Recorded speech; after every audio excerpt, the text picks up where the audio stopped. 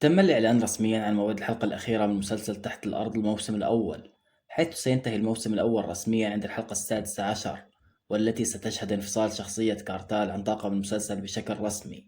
وإليكم بعض المعلومات السريعة عن الممثل المنفصل.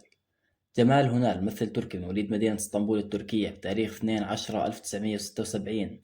الممثل بالغ من العمر 50 سنة، يبلغ طوله 179 سنتي، وديانته هي الإسلام.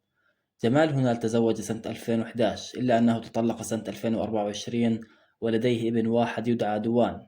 الممثل الذي كان ينوي دراسة تصميم في لندن تحول لدراسة تمثيل في لوس أنجلوس الأمريكية، وشارك بعدد من الأعمال الفنية القصيرة في أمريكا، قبل أن يبدأ بالظهور على الشاشة في تركيا ابتداء من سنة 2007.